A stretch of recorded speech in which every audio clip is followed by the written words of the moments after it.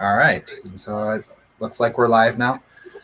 To start with, I just want to have you guys all introduce your channel. I'll get to a little bit more, be a little bit more tailored questions. Other than that, kind of where you're coming from as a Tolkien fan going into the show in a second here. But I want you just to plug your channels real quick, if you or your books. I know Chaz is a writer, so I'd love for him to plug his book or whatever if you want to, or Liam or anything.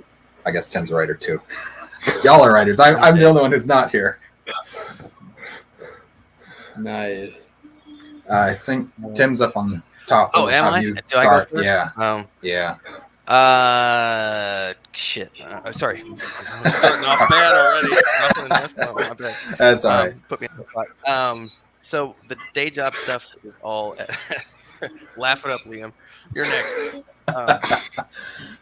I do everything by day. I have my channel Renfail, which is my gaming tag that I've used for years and years and years and years and years, and that is my main day job is YouTube. And I do it's a lot of gaming, pop culture, show reviews, book reviews. Nice. Right now we're riding the tabletop wave with everything happening with Dungeons and Dragons and the OGL and everything else. Yeah.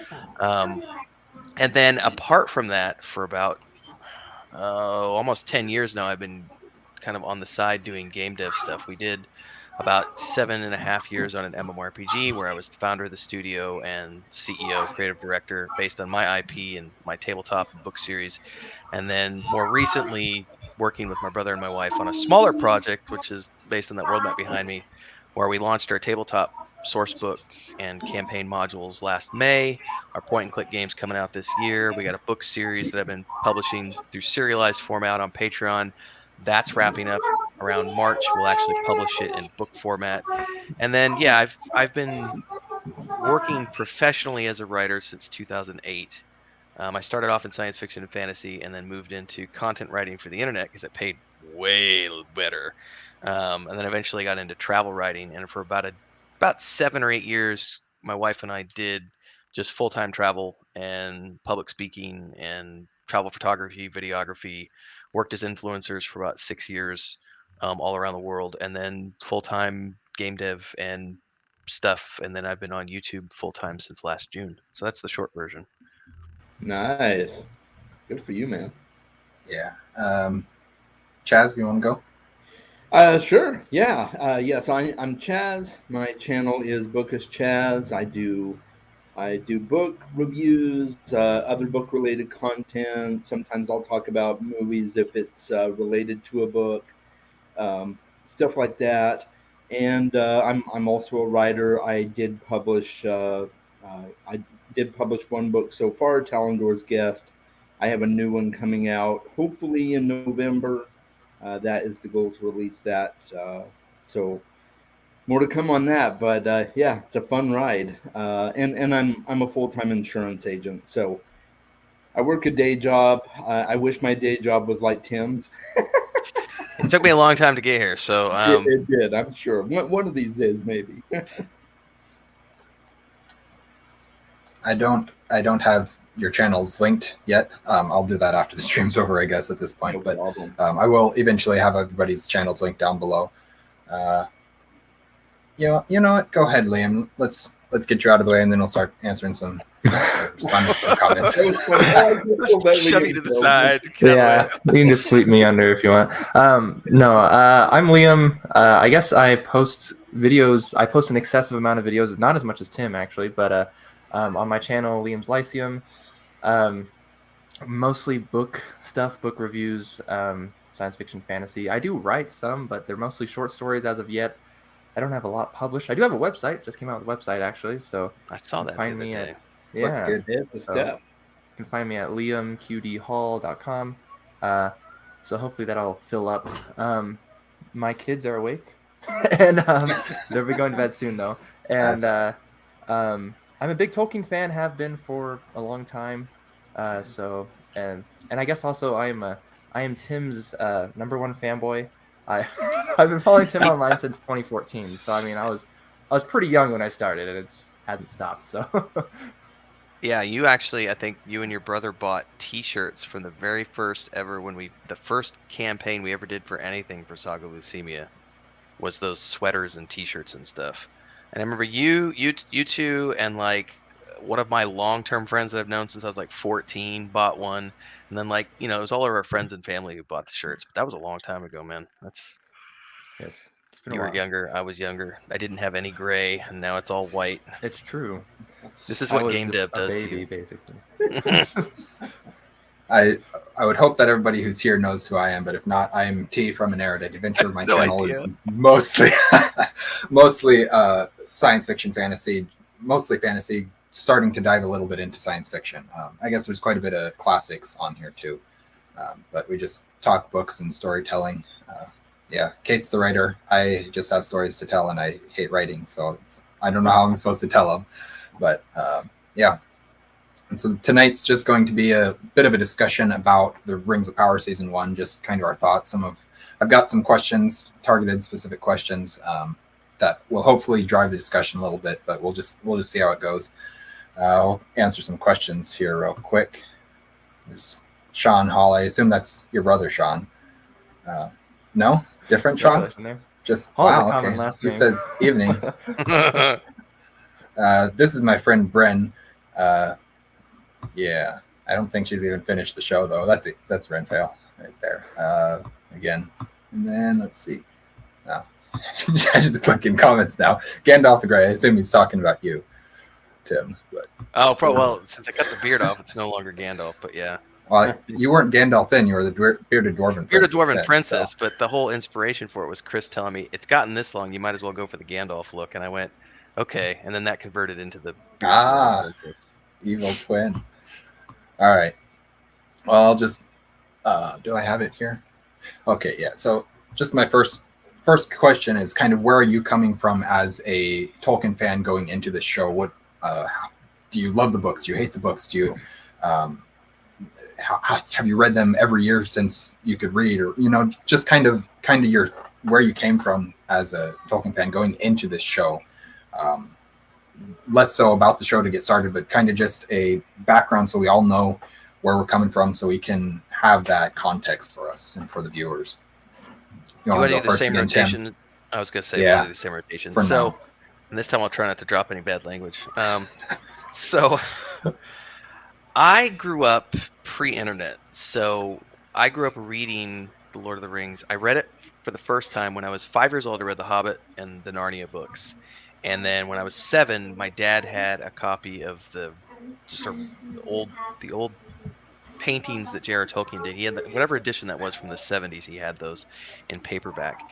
And I read them until the covers fell off, between like the ages of 7 and probably 15 or something. And then I got another secondhand copy, wore those out. I used to read it every single year up until the films came out. And then when the films came out, I remember around the time I bought, like, there was a slipcover case series with all the actors on the cover that was for the movie release and for Peter Jackson's films. And then I remember getting the red faux leather slipcase edition of The Lord of the Rings for like $100 or something, and then stuck that in storage and watched the films, loved them. The extended editions came out, loved them even more. I don't even watch the theatrical versions anymore. And then I just quit reading The Lord of the Rings from like 2001, 2002. I hadn't read them at all in many, many, many, many years. And when I got wind of the Rings of Power coming out, it was several years ago when they made the first announcement, and they were teasing that it was going to be Second Age and Numenor, and I went, oh, that's super interesting, because I haven't read the Silmarillion since I was like 19 years old. It's going to be very interesting to see all that stuff on the screen. So that was kind of my take coming into it. And then when the trailer came out during the Super Bowl last year, it's almost been a year ago now, last February, I happened to make a random sort of, what the heck is this?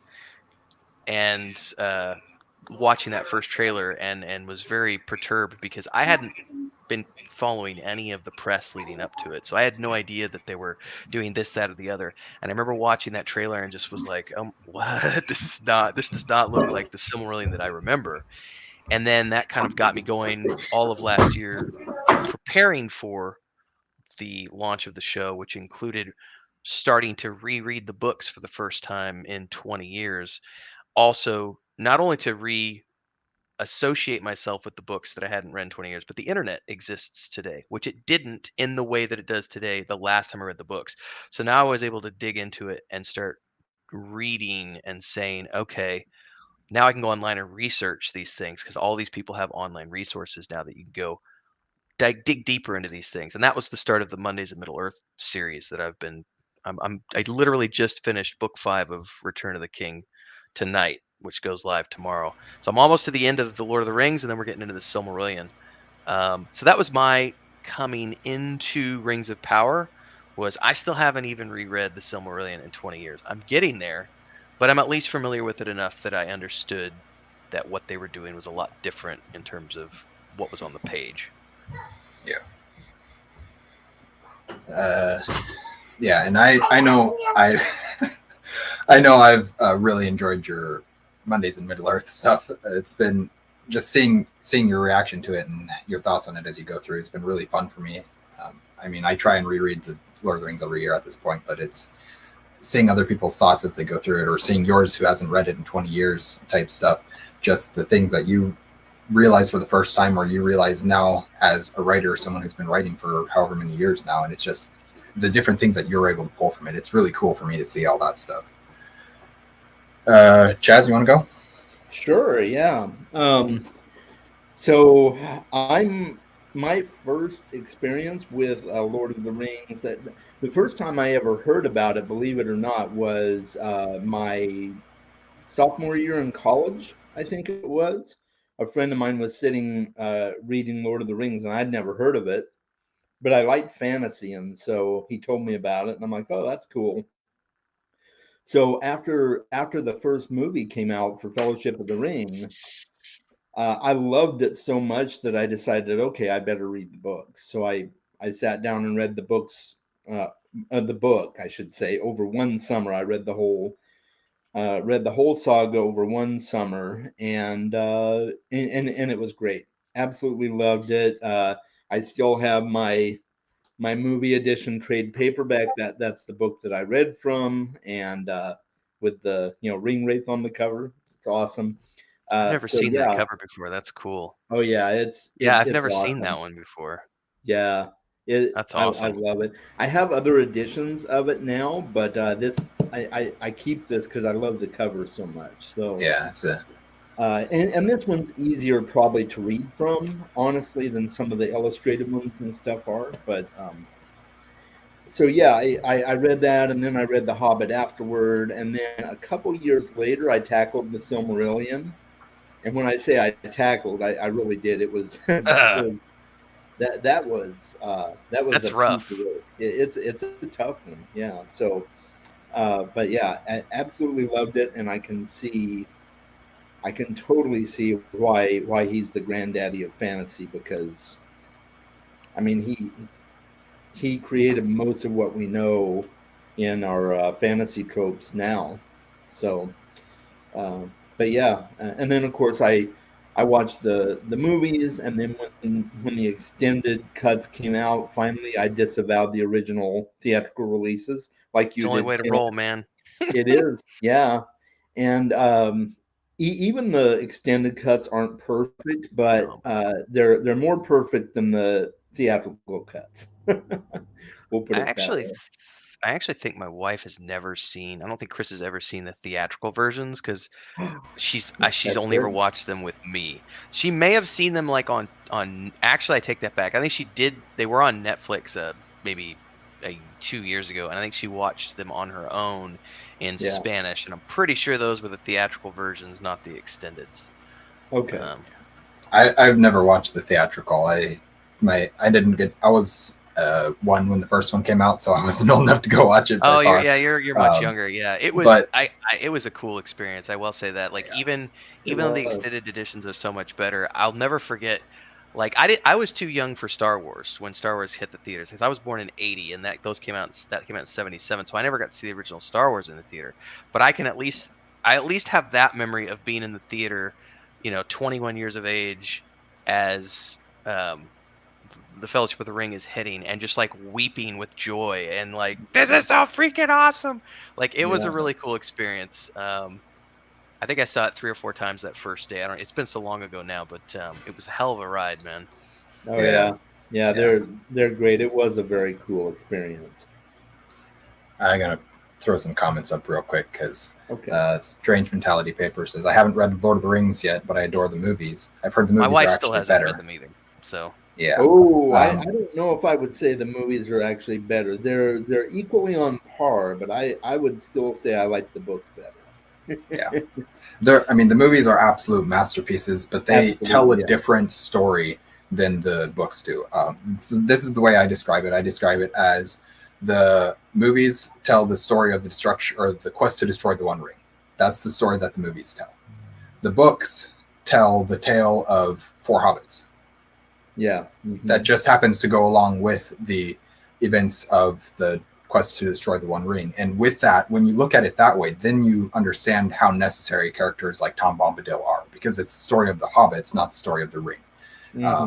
And so if you look at it that way, then you can see the difference. And I don't know. That's just the way that I describe it. Other people probably disagree with me, but Yeah, oh well. if you love character-driven stories, character development and stuff, you definitely need to read the books because yeah, the tale of the hobbits is just so powerful, especially Sam and Frodo. I would say too, if you've never read, don't I would urge you to just try to avoid online anything as you're reading through the books Yes. because of the fact that everyone's gonna have there was an article I read earlier, excuse me, late last year. I guess it would be last year now, talking about how difficult it is to get into a franchise like Star Wars or Star Trek in the current era. Because if you try to come in and you approach it as a newbie and you go on a message board or a forum or social media and you say this, that, or the other, I'm trying to watch, I'm watching this for the first time or reading this for the first time, you are going to get bombarded by people who are going to like be pointing at every little like that guy over there that's sitting at that table in that scene, he's the relation of this character who was in this episode of this, and he was related to this guy who's over here, and his name wasn't even done until he figured out this, and then that. Who cares about any of that stuff? So just go read the book and have fun with Yeah. it because ultimately it is a bit archaic in terms of language if you're used to reading modern fiction, but I think it's best to do it in an untainted manner if you can manage to do that. Just read it without outside influence as you're going through. Um, Again, growing up in the pre-internet days, I didn't have that option. So when I grew up, it was my brother and I and my cousins who read it, and so all we ever wanted to do, everybody else is outside playing cowboys or whatever, and we always wanted to play Lord of the Rings. So it's like I'm gonna be Gandalf this time, and you can be Aragorn, and you can dress up as the hobbits. And we'd go underneath the porch outside of our house, and we'd have wooden swords, and that's what it was for us, was immersing ourselves in that world. Yeah. She also says, my mom always says she doesn't like fantasy, even though she loves A Song of Ice and Fire, Wheel of Time, and His Dark Materials. It's just Lord of the Rings she doesn't like, but to her, that's the only fantasy. This was actually not with fantasy. This was with sci-fi. Basically my same exact experience. I thought that I did not like science fiction for a very long time because I could not, for the life of me, get into Star Trek. And so Star Trek is sci-fi, and so you think about that, and you're like, oh well, this must be what all sci-fi is like. Then I realized, oh wait, I liked War of the Worlds when I read that. So then I started thinking about other sci-fi stories. Well, I like the Netflix, Lost in Space. That's sci-fi.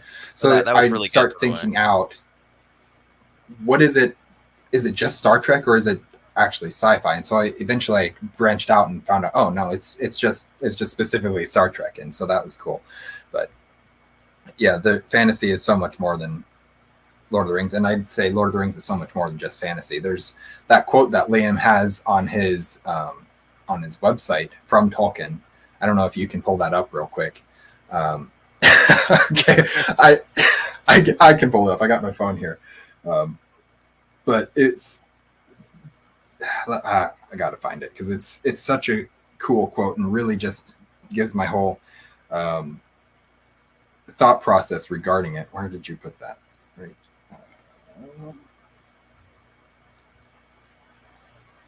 I'm almost there.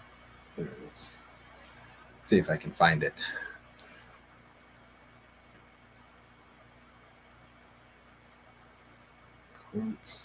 Here it is. Fantasy is, I think, not lower but a higher form of art. Indeed, the most nearly pure form, and so, when achieved, most potent. That's a quote from Tolkien, and it's a very powerful, very important quote. And there is still that debate going on today of, is fantasy worth reading because it's not real, and sometimes it's more real than reality in a way. And I don't know, I really like that. Let's see other comments here real quick. Sean says read books in 1978. Yeah, I didn't. That would be cool. Bren says Lord of the Rings was my childhood comfort movie, and we watched it yearly or twice a year with the whole family. Yeah, I didn't actually. So I was I actually didn't watch the movies until, what was it, 2014 when the first Hobbit movie came out, I think. So my brother took a film class, an online film class, and he had one of his assignments was to watch Lord of the Rings movies, and so he got to watch them, but I couldn't watch them because I hadn't read the books and I wasn't old enough, and that was 2012, I think. So that 2012 or maybe 2011, but 2012 I read The Hobbit, Lord of the Rings, and then The Hobbit again because I got The Hobbit for Christmas, so I just read it again. I think it was all in December of 2012, and then after that, watched the Hobbit movies, watched the Lord of the Rings, finally got caught up and just got sunk into it. But there's a lot of people like Chris. Chris has never read the book. She still hasn't read the books. I bought them for her birthday a couple years ago, and she started reading The Hobbit. And she's notorious for having lots of projects, and reading is like the last thing on her agenda because all of her other artistic endeavors, which I forgive her for. But she has watched all the films, loves all the films. I think Desolation of Smaug is like her favorite out of all of the films. She loves the dragon and everything in that film. And they nailed Smaug. They did, yeah, for sure. And I think it was really funny because when she started getting into tabletop a couple years back and started to want to do cosplay with the campaigns and stuff, her source of reference was not to go look at like a Dungeons and Dragons source book. It was, I'm going to go look at the Lord of the Rings stuff that I like online and find something that looks like the elves from the Peter Jackson films. So I was like, yeah, that's an acceptable use of that reference. yeah. Yes. A couple more comments here real quick. Tolkien was a linguist too. Yes, he was. Actually, I know Liam and I are Liam's both. like, wait. Let me I have talk. something to say. Yeah, go ahead. Okay. And while you're at it, you might as well give your where you're coming from as well. Sure. Tolkien, yeah, sure, he's technically a linguist. I will talk about this forever, so I'll try to keep it short. But technically, okay, linguistics is a recent field, okay, compared to what Tolkien would have considered himself. Okay, and that would be a philologist. Linguistics is only about 100 years old. I don't know if y'all are aware of that. I'm not, so that's news to me. It's Cool. the scientific study of language, while philology is not necessarily. It involves mostly dead languages. It involves literature. It's like a mix between culture, literary criticism, and language. It was very popular in the 19th century.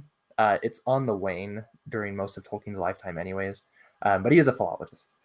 So I'll just keep it at that, I guess. So, and then my introduction, I guess, to Tolkien, one of my earliest memories actually is watching the Peter Jackson films on my couch in my childhood home in a village in Illinois. Anyways, but so, and I love the movies a lot. Watched them a ton. And then I just watched them a lot. And then at some point, my mom had a copy of The Children of Huron sitting on her Which bookshelf. I've still never read.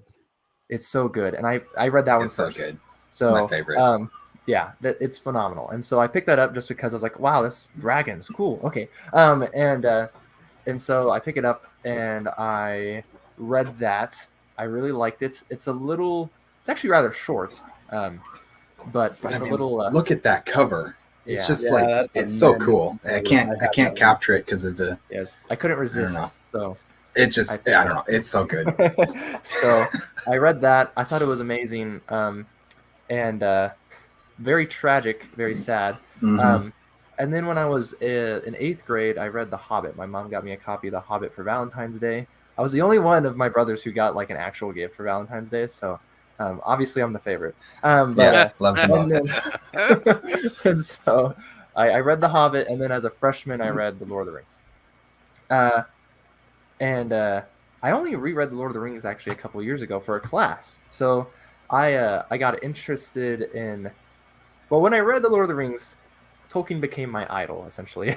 Like one of a few, but the big idol as a teenager. It's why I know what philology is. But so like I just loved Tolkien. I read a lot of his other stuff. I read the Silmarillion at some point. I don't remember exactly when. All the other stuff. Like I have a ton of Tolkien books. I don't need to list them, I don't think. It was, but I like to study Tolkien as well. I wouldn't call myself a Tolkien scholar by any means, but I have read books by Tolkien scholars, and I have taken some Tolkien classes even. And so that is fun. I used to be obsessed more than I am now. Tolkien is my favorite author, though. Like I will say that. The only one who really compares is Gene Wolfe, in my opinion. And that's like a recent thing, and no one else compares.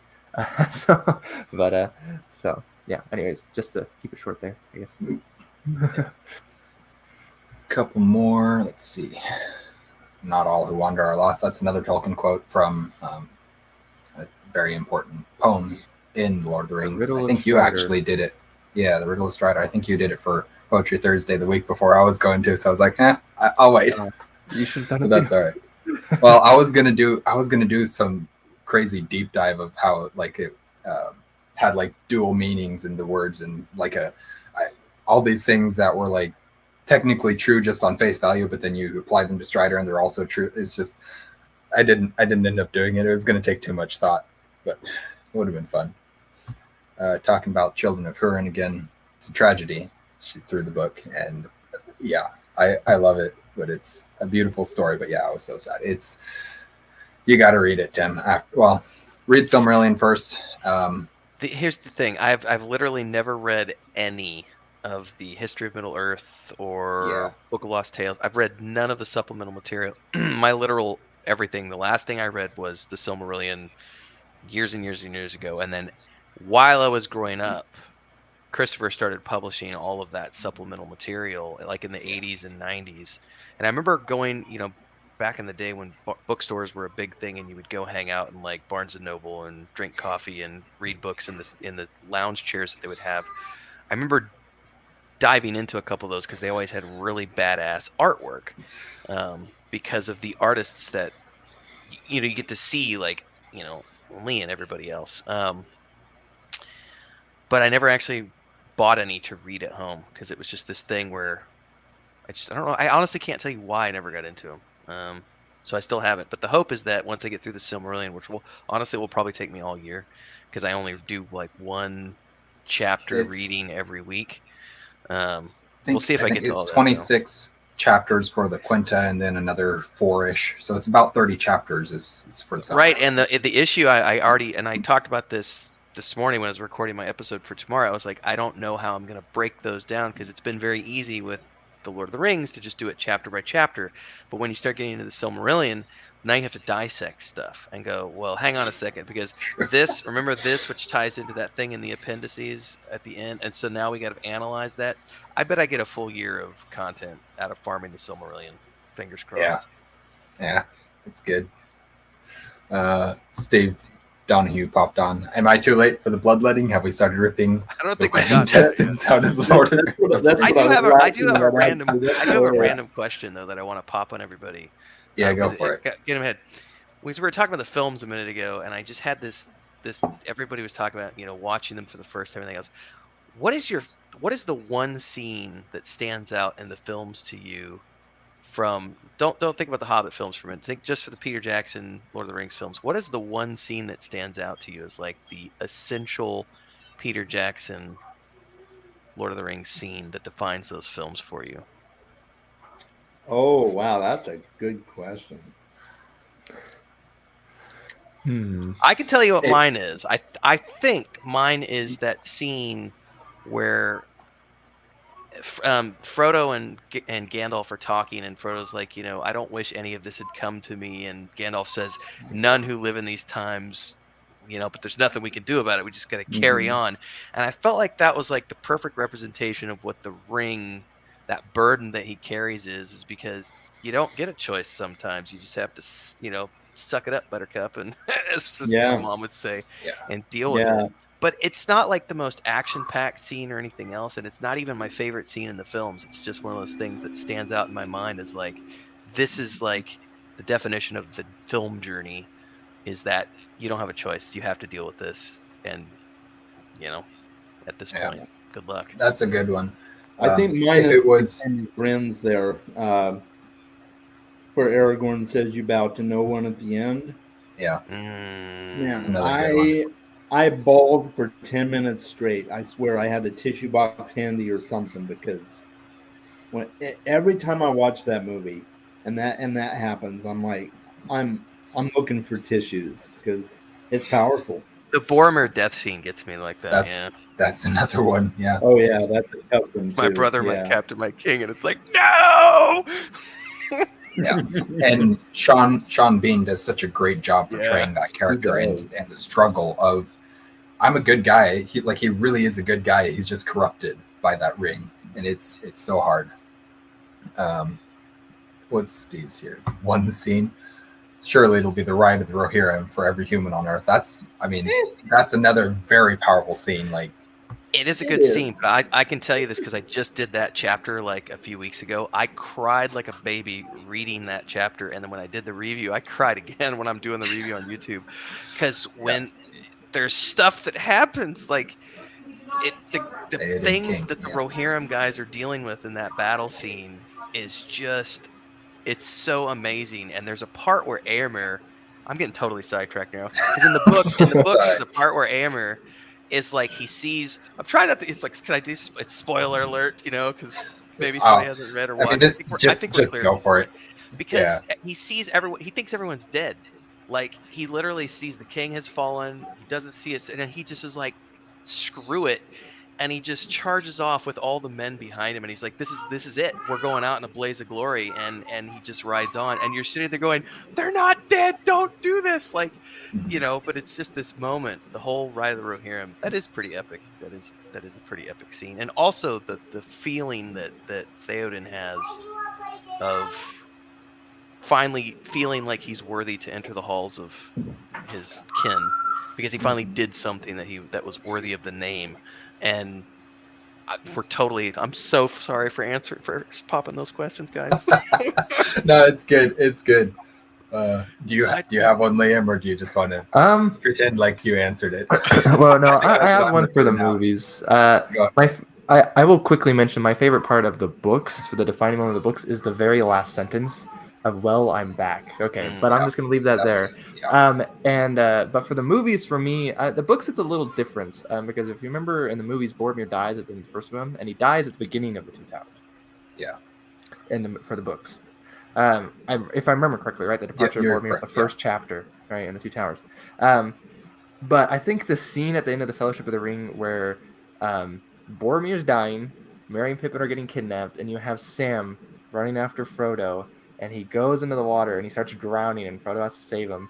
And he's like, "Don't," and he has that like, "Don't you leave him." The Samwise Gamgee. He's like, "I don't mean to. Yep. I don't mean to." I cry every time I watch that, and I was like, That is another "This is tearjerker the whole scene. point of the entire quest. Basically, is like, you guys got to do the job, basically, and Frodo can't do it without Sam." So Sam Yeah. is, needs that moment is key. So. Yeah, I mean, for the books, I think there's two in the books that are like quintessential Tolkien or Lord of the Rings or whatever you want to call it. The one of them is the Faramir discussing, "I do not love the sword for its sharp blade," or whatever, however that whole quote goes. That's one of them for me from the books. The other one would be the choice of Master Samwise at the end of Two Towers. That whole chapter and his whole thought process of, I can't leave my master, but I have to go on, like that. And I know you're not there yet in your reread, but Well, are you? I Have you? am, because I literally just finished Okay. book 5. So what was interesting to me when I did the review this morning, it I was reading it, and there's this scene because they go to they go to the gate and they meet the messenger of the mouth of Sauron, and they're Mhm. having this conversation, and he throws down the sword, the cloak, and the ringmail, the mithril jacket, and at that moment I literally was flashing back to being 7 years old and reading it for the first time, and you don't know that Frodo is still alive at that point, because the way it cliffhung you at the end of the second book, Mhm. Sam is chasing off as the orcs take Frodo off into the tower, and that's it. And then you stop, and then you read all of these chapters about all this stuff that's going on with Minas Tirith and the battles, and and he throws this stuff down on the ground, and you're like, oh, no way, they got Frodo, like, and you have no idea, and then you still don't know when you pick up with Sam in the next chapter, because he has to go find Frodo. And so I remember being like, I was having these memories this morning of being 7 years old and being like, no, Frodo, Yeah. no. I actually heard a story about this. When they printed those books, Alan and Unwin, they made less copies of the Return of the King by some dumb decision. And so people didn't have the copies of the book, and then people were like, does Frodo live? And there's literally graffiti in London that says Frodo lives. Frodo lives, yeah. Wow. So, That's cool. One more, and then I'll move on to the next question here. Steve says, I also absolutely love the moment when Gandalf describes the Undying Lands to Pippin, and they both just quietly agree that it doesn't sound so bad. Yeah, the Undying Land, that's such a cool, the concept of it and the way that it's executed in Tolkien's works, and how much it goes into it in Lord of the Rings or in Silmarillion. It's just so cool, and it's so tragic when the elves leave and then they're not allowed back. But then at the end of the Third Age, they are, and yeah, there's so much that goes into it. But yeah, yeah. all right. And that quote that Gandalf says in the movies is taken largely, a chunk of it at least is taken from like the last chapter of the Return of the King, actually. And it's the description of them going to the Undying Lands. Yeah. All right. So we'll actually get into Rings of Power discussion now. Lots of preamble. Yeah, I mean that's pretty good. 37 minutes of it so far. But so just what's your overall feelings regarding season 1? Did you like it? Did you dislike it? We'll have more about this as we go, but general feelings. Start My with one you, word Leon, this feeling time. is meh. Yeah. That's my feeling. Yeah. Chaz? Yeah, my feelings on it are it was fine. It was okay. I tried to cut it some slack because they were so limited on what they could actually pull from, but it still wasn't like uh, I mean it's nowhere near the level of the movies. Yeah. Um, I think even the Hobbit movies were better compared to it. Yeah. Which is maybe an unpopular opinion, but I liked it. I thought it was good, and I think I have a positive outlook for what we might get in the future. Yeah. This is one of the reasons why I was hoping that Ryan could be here, is because he enjoyed the show. Yes. He genuinely Saw that. enjoyed it. And I know that he's as much of a Tolkien fan as I am. So having that other opinion would have been really cool to have, but unfortunately it couldn't make it. What are your overall feelings regarding season 1? Positive, negative, somewhere in So, between? I have a very interesting perspective because my wife has never read the books. Yeah. She watched it with me, so I watched each episode twice as soon as they came out. I did one for creating the review, and then I would do the second watching with her. And because I'm doing that for both perspectives, when I did the reviews on my channel, each episode got 2 reviews during the video. One was the biased review as a Tolkien fan who is analyzing this through the lens of they're going way off topic here. And the other was from the perspective of Chris, who has never read the books. And so that was like generic fantasy show. She gave it an 8 out of 10, is what my wife gave it. She gave it an 8 out of 10 overall because she really enjoyed it. Similarly, Wheel of Time, she really enjoyed it. She's never read the books. So, me personally, I look at it and say, I think now, especially now that I've had time to simmer and think back on it, because my channel largely grew last year because of Rings of Power. I had like 750 people at the beginning of the year. By the end of the year, I had like almost 6,000. And most of it was Rings of Power stuff that I did throughout the year. And I had the perspective of a lot of different people tuning in, and especially going through my reread and everything else. At the end of the day, I don't agree with a lot of the creative decisions that they made, but I don't have to. It's an adaptation, and I saw way too many people who were like, "It's changing the legacy of Tolkien." No, it's not. It's an adaptation. You're never going to change the legacy of Tolkien because those books are always going to exist. You cannot change the books. They are there forever. Exactly. So if you look at it from that perspective, it's just another adaptation. There have been many adaptations in the past. There will be more adaptations in the future.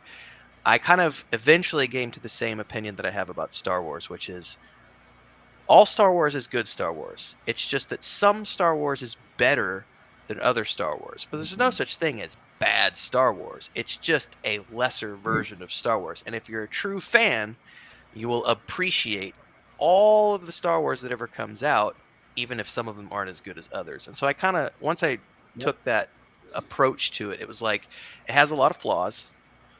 On a scale of 1 to 10, I might give it a 3 in terms of lore. But on a scale of pure enjoyment, I would probably put it at like a 7 out of 10 because it did have a lot of good story beats. I love Bear McCreary's music. I've loved him for years, since Battlestar Galactica, through Black Sails, God of War, Outlander, The Walking Dead, everything he's ever done, I love. There was some good cinematography, some good special effects, especially the wizard battle scene between Gan somebody other and the witch queen chicks. Yeah, that was pretty good. Yeah, that was. We good. are talking full spoilers. Yeah. By the way, Jack, sorry. go ahead and talk full spoilers. All right, I'm not opposed to it. And then the one scene. There was one scene in the whole series that actually felt. There was only one. There was only one. I'll have you pause on that. Okay, sure. In case you want to use it for a different answer. Okay, if you have a different question, sure. Yeah. So overall feelings, yeah. My overall feelings are pretty similar. It's, I think I gave it about a 6 of 10, just above average, mostly because of just how beautiful it was in most. I mean, It looked beautiful. It sounded beautiful. Yeah, I had some issues with some costuming, stuff like that, but overall, the prettiness of it took it up a little bit, and that's unfortunate that money can do that, but it's true. Story-wise, 4 out of 10. Lore-wise, 2. But a little above average, maybe, or maybe just at average, depending on how people rate things. I love this comment from Steve. It'll be fun to compare all these great moments from the Rings of Power. Oh wait, there aren't any. and then while we're here, Bryn says, "Does anyone want to talk about the horse riding beach scene?" I love horses. It's just like it's like they slow-moed it too much. It's just But and then Sean mentions that you cannot take away the legacy of Tolkien, and that's what you brought up. So yeah, I agree with a lot of what you guys said here. It's just there's so much potential for it. There's so much potential for it if they can be conscientious about the decisions that they're making and not just make things that they think are necessary when they're not.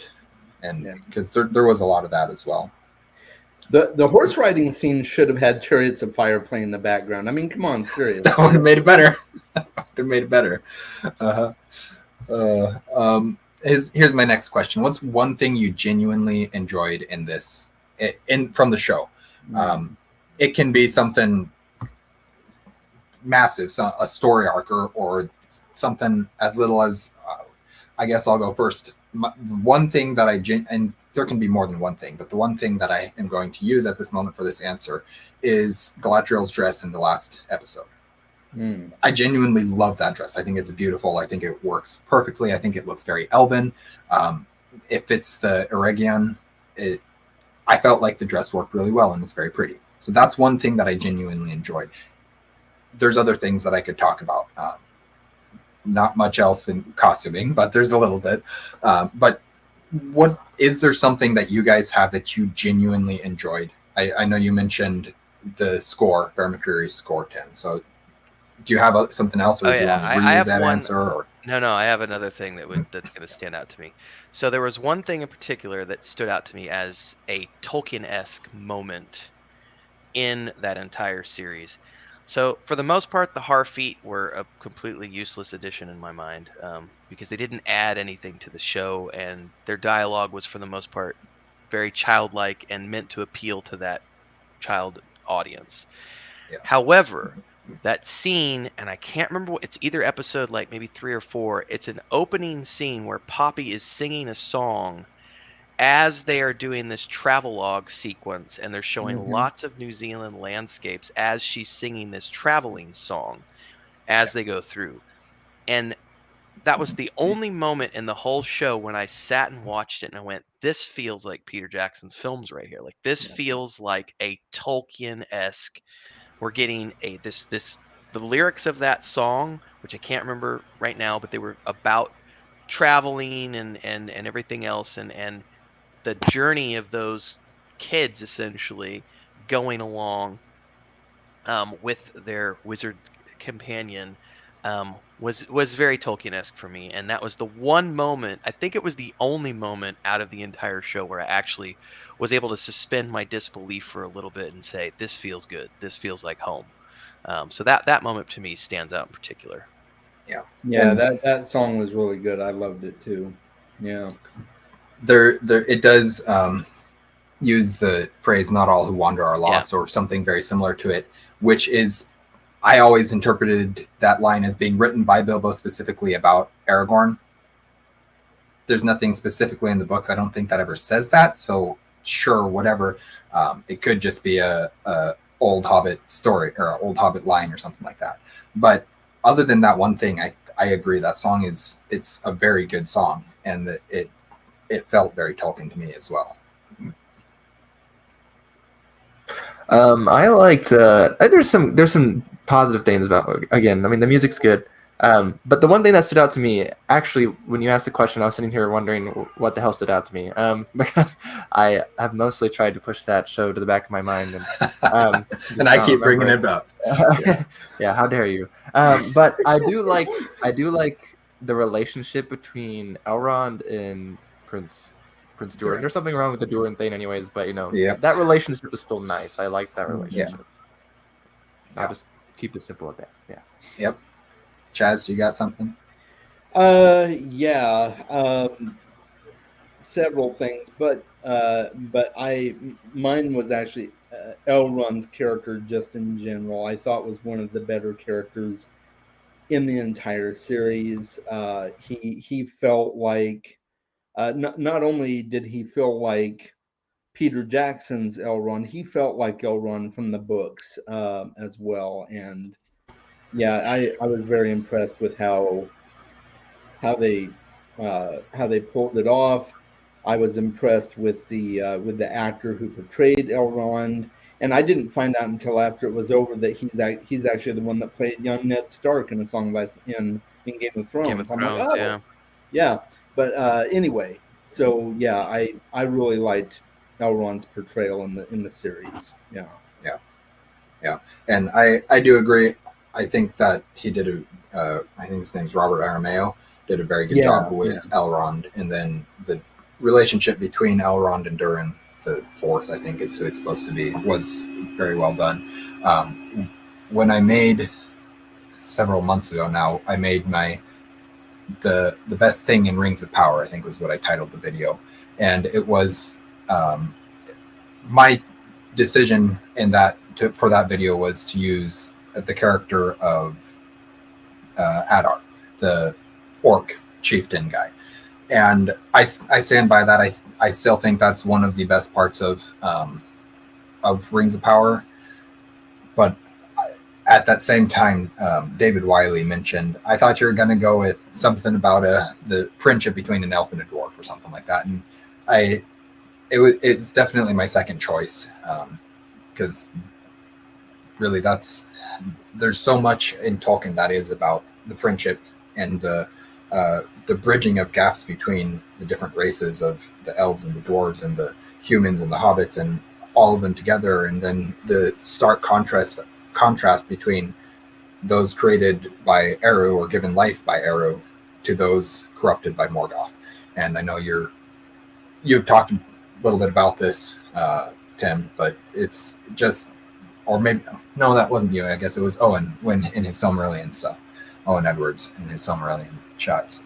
I think I've commented something about it in your videos. Is what it is. I don't Maybe. know, And plus, I know I did like the origin of the dwarves a couple months back, and that had some stuff in there about the difference between those who had life breathed into them by Eru and then not. Yeah, so it was.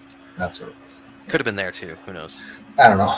It's been going around. There's been some good Tolkien content recently. Let's see. Sean says, I haven't seen the series yet. There are some really harsh reviews about the series. Do you think those reviews are unwarranted? I have a good answer to this. I have a very good answer to this. Go for it. I'll let you have it. The number one traffic generating piece of content on the internet, whether it's a news source or a YouTube video, is going to be to hate on something and to rant on it because you're going to get rage clicks. Yeah. And if you go Google Rings of Power, and you're probably only going to see harsh reviews because that's what was popular, was to hate on the show. And if you liked it, if you're one of the few people who liked it, your voice was completely diminished and outperformed by all the people who were hating on it. Everybody needs to judge for themselves, because my opinion is different than everyone else's opinion in this video, and it's going to be different. Raymond Feist, the author behind the Rift War Saga, had a really good thread recently on his Facebook page, and he was talking about how, as an author, what exists in my mind is a different interpretation than everything that every single reader out there is going to have, because their interpretations are going to be different. Then you get a showrunner on, their version is different than everyone else who has ever read the book, and then it keeps on going. And so the best thing you can do is just watch it for yourself and understand that one of the reasons that people have so many harsh reviews about it is because they have an emotional attachment due to the fact that they grew up with these characters and they feel like they own them. And so it's a personal thing. A lot of people have a hard time separating the personal from the review, because it's like they took Galadriel and they did X, Y, or Z, or they did this, that, or the other, and then they get upset about that and they put that out there, and it makes a lot of people go, was it worth watching? I think it is worth watching. Everybody should go into it and watch it for themselves and ignore the reviews if you can. I don't think that I think a lot of reviews, the question being asked, do you think those reviews are unwarranted? I think in a lot of cases, yes. I think people let their emotions get in the way and didn't properly enjoy the show. I used this argument recently with Willow because I thought that the Willow show was amazing, and I had so many people coming on my videos and be like, you're an idiot for liking this. And I'm like, no, the difference is that my inner child is still alive and thriving, and you've smothered yours. So as long as you can let your inner child continue to breathe and enjoy the little things in life, you'll enjoy it. You can find little things to like about it. I think I'll leave that at that, because I think it's that was well said. Pretty good answer. Yeah.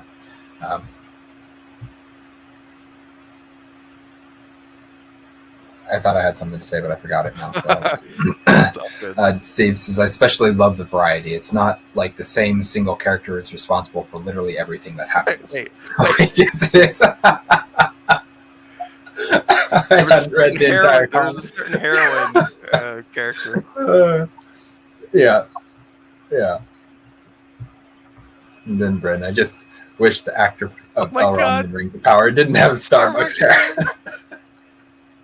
Hey, it was I- better than the shaved heads. Yeah. I mean, I would prefer elves to have long hair. It Yeah.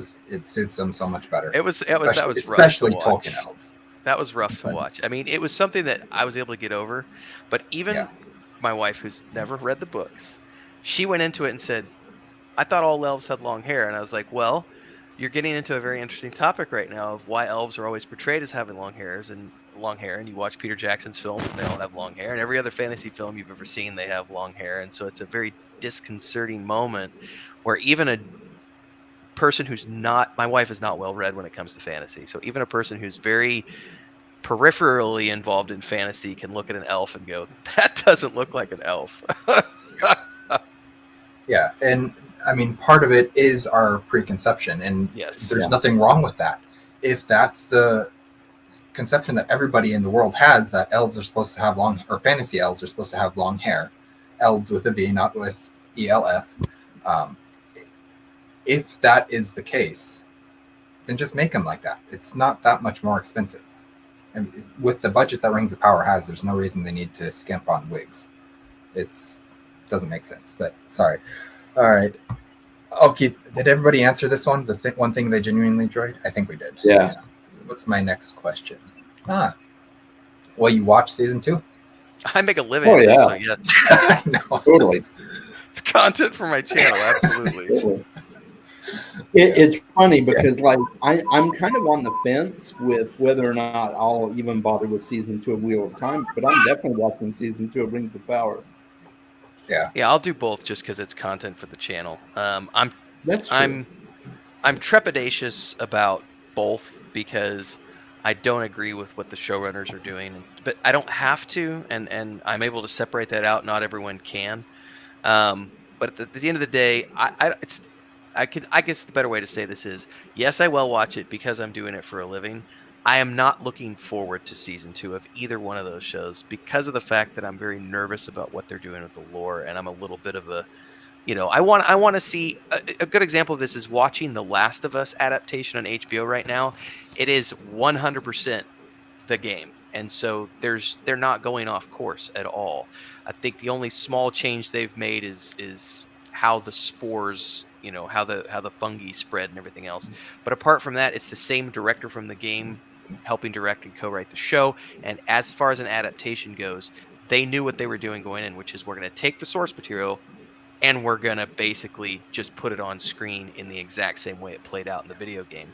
And I think that's what a lot of people anticipated happening with season 1. It didn't happen, and so now I think from my perspective, I'm nervously anticipating season 2, knowing that I will watch it while also being terrified of what they're going to put on screen, while also hoping in the same time that maybe they learned something from season 1 and they have enough time between now and the end of filming that season 2 that they can, and they have made statements, who know if these are true or not, they're going to be more lore, respective of the lore, and more true to the lore in the second season, which remains to be seen. Right.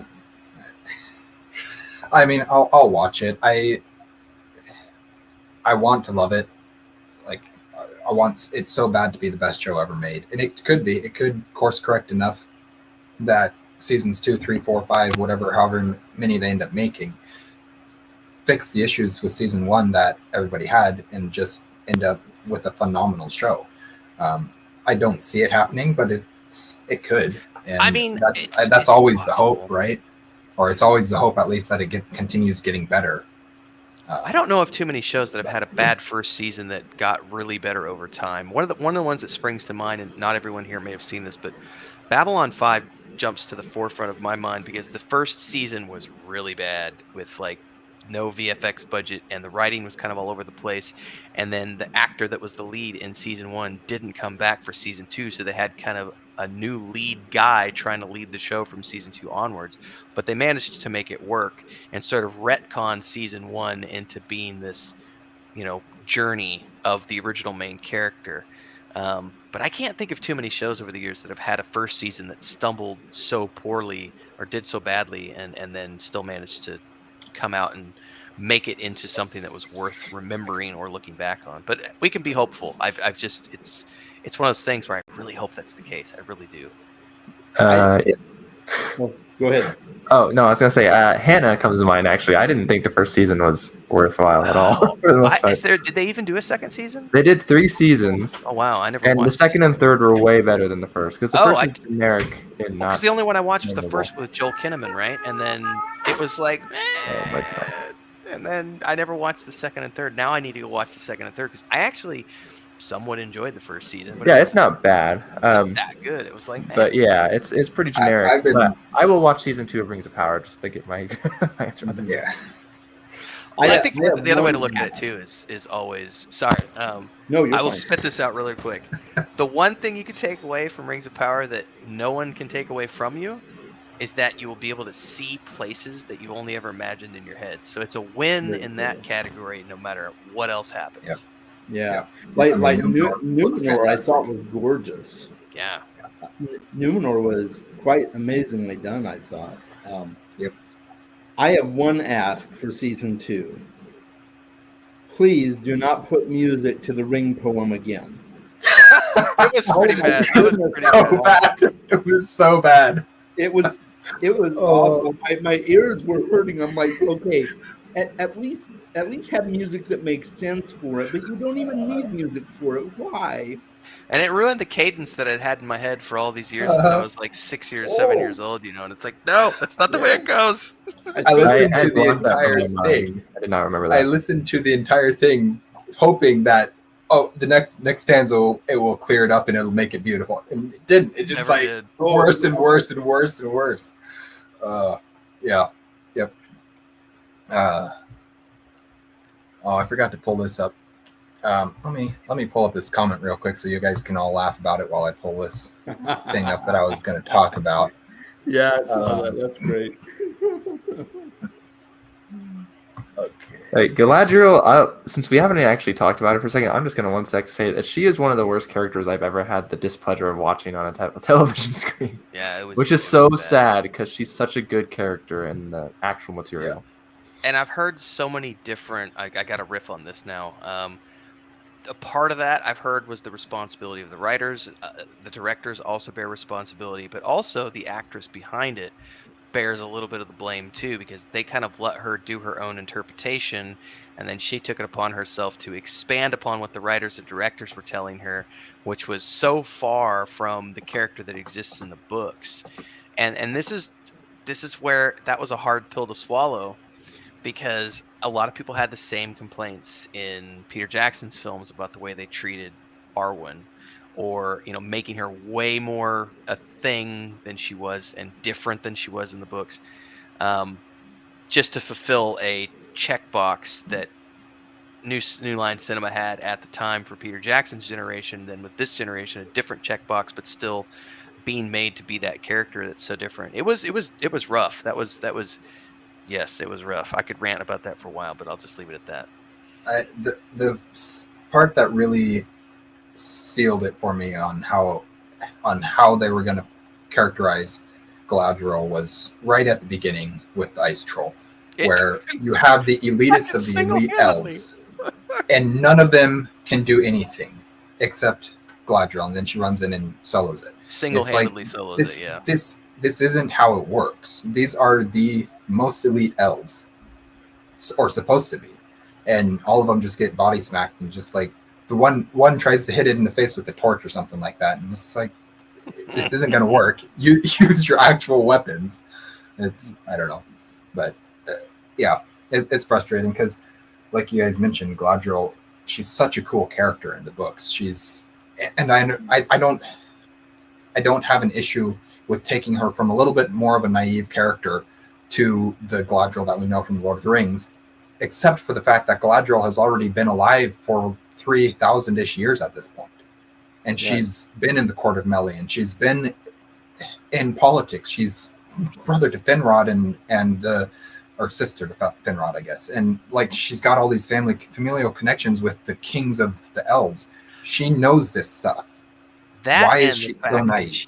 they threw Celeborn to the wind, and then like it looked like it was a pickup shot that they did after the fact because everyone is having an outcry about it, and then they threw it in at that little scene that she had with the kid, and have you lost someone? She's like, yeah, I lost my husband, and that was the only reference we ever had to him at the whole of the. And I'm like, there seems to be a disconnect with the writers about understanding who Galadriel is and how the elves view relationships and fidelity and monogamy and love and that soul bond that they have, and it just I was like, no.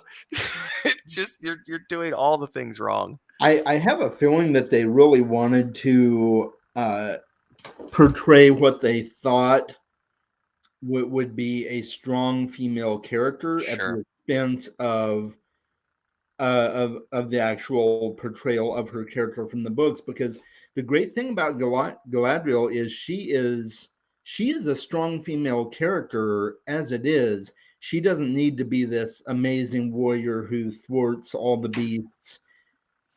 She doesn't need to be this person who goes against everything and just rebels. She's a strong female character without all that, but I think they want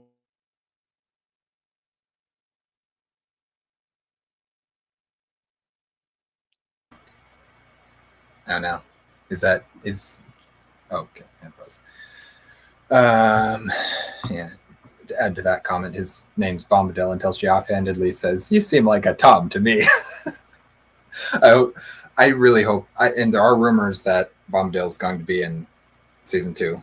Oh, I hope not. I hope not. It's, for one, it doesn't fit the tone of the series, and for two, they're just going to ruin him if they do, and I don't want that. I love Tom.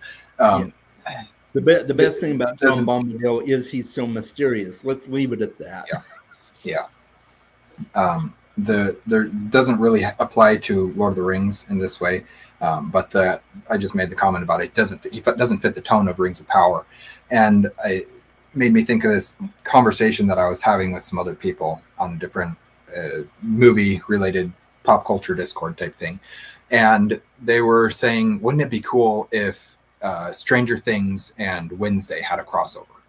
And the tones of those two shows are so drastically different that they couldn't work even if the worlds were the same, which they're not. And I don't know, it's just that idea of tone. It's so important to storytelling. You can have light-hearted tones, you can have fun tones, you can have all these different things that you do with them, but it has to be consistent, or else the tone has to have a character arc. It has to be happy, bubbly stuff is happening to it until it becomes dark and serious. And you can do that, but I don't know. It's just just random thought that came to me, because sometimes I don't have opportunity to talk about some of the things that I want to, because my channel I try and keep it book related. So yeah. All right. Then the last official question that I have written here is the path forward, and that's, what would you recommend the path forward being, or at least I have, since the show came out, I have been thinking about this. What would I do? How would I, if I was the showrunner, take the show from here and try and make something out of it? My thought process is also, how would I have done it to begin with so that we weren't where we end up now? And I can't really, because of the way I don't have a second monitor to plug in and share my screen and everything and make it look all fancy. So I'll just read what I have written down, and you guys can agree or disagree or pop in thoughts or whatever. But for my general, very broad, overarching idea for seasons 2, 3, 4, and 5, because I think that's what they have planned, is season 2. Yeah. Season 2, I would do the capture of Sauron. So and makes it really fast, but I would do capture of Sauron, meaning he's building his army. Pharazôn comes and captures him and brings him back to Numenor. That leads to season 3 being the corruption and destruction of Numenor, and it's so fast, I know, but it has to be in order for the show to work. Which, if season 3 is the corruption and destruction of Numenor, then that leads to season 4 being the rise of Arnor and Gondor, the two kingdoms, the kingdom of the north and the kingdom of the south.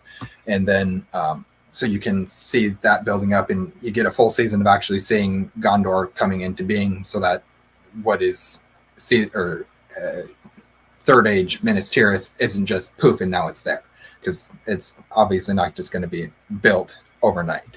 And then that leads to season 5 being the last alliance of elves and men. So just the lead up to the big battle at the end of, or at the beginning, that we see at the beginning of the Lord of the Rings movies.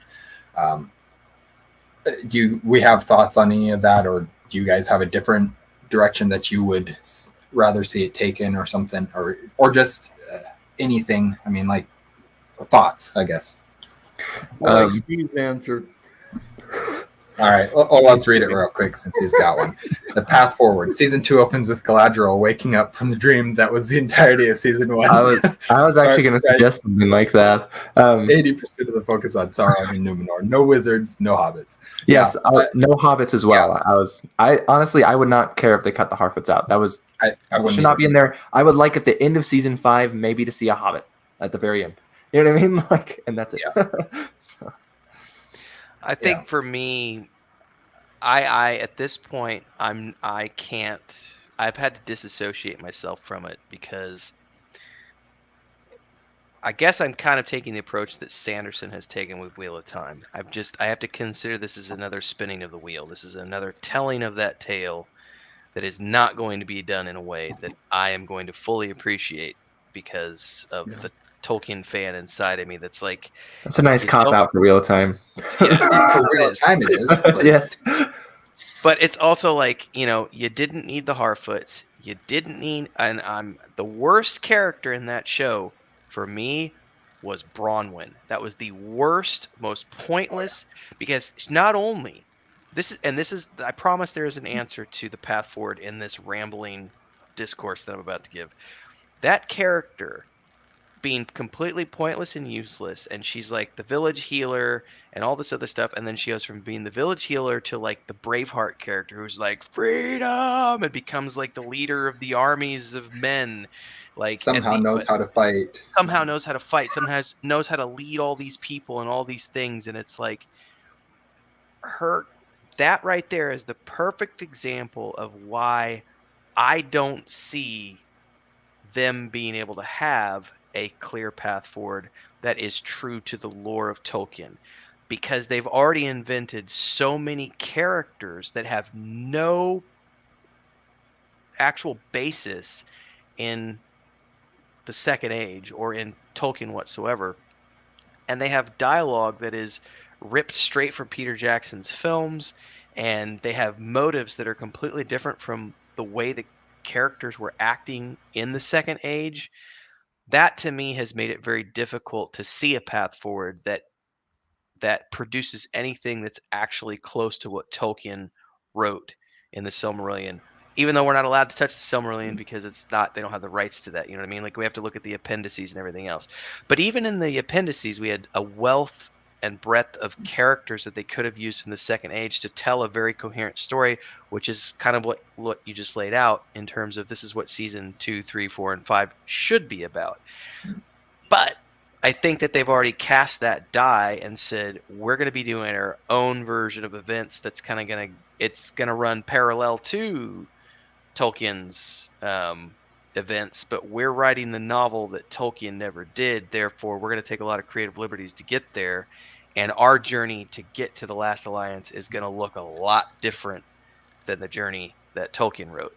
So knowing that, for me, the path forward is just kind of disassociating myself from that fan component that's in my mind and saying, I just have to look at this as an adaptation that is independent of the books and try to appreciate it from the perspective of just being a fantasy show that happens to have a location in it that I know and love, which is Middle-earth.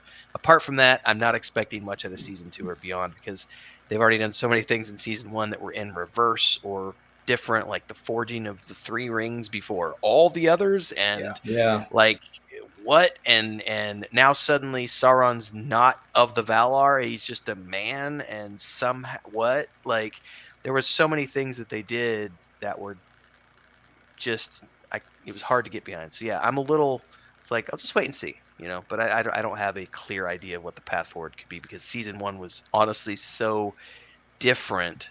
I don't want to say bad, different, that I don't know how they can swing that back around to make it even remotely close to the actual lore that exists.